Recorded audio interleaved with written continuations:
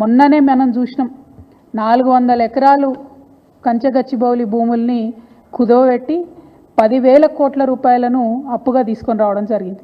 యావత్ ప్రపంచం ముందు తెలంగాణ పరువు తీసినటువంటి ఉదంతాన్ని కూడా చూసినాం. అక్కడ ఉన్నటువంటి నెమళ్లను చెట్లను అన్నిటినీ నాశనం చేస్తే ప్రపంచవ్యాప్తంగా ఉన్న పర్యావరణవేత్తలందరూ కూడా బాధపడ్డ విషయం చూసినాం.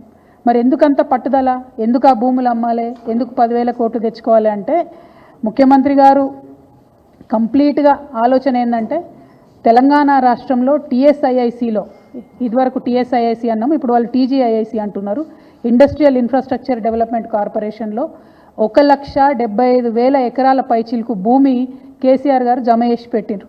కేవలం హైదరాబాద్లో కాదు, జిల్లాలలో ఉన్నటువంటి అన్ని కేంద్రాలలో కూడా ఫ్యూచర్లో ఇండస్ట్రియల్ ఎక్స్పాన్షన్ కోసం అని చెప్పి టీఎస్ఐఐసిని ఒక స్ట్రాంగ్ పవర్ఫుల్ ఎంటిటీగా తయారు చేసి పెట్టిండ్రు. ఇవాళ రేవంత్ రెడ్డి గారి కుట్ర ఏంటంటే ఆ భూములన్నింటినీ కూడా కుదవబెట్టాలి. కంచగచ్చిబౌలి శాంపుల్ మాత్రమే 1,75,000 ఎకరాల తెలంగాణ వ్యాప్తంగా ఉన్న భూముల్ని కుదవబెట్టడానికి ఒక మంచి కుట్రపూరితమైనటువంటి స్కెచ్ రేవంత్ రెడ్డి గారు తయారు చేసుకున్నారు.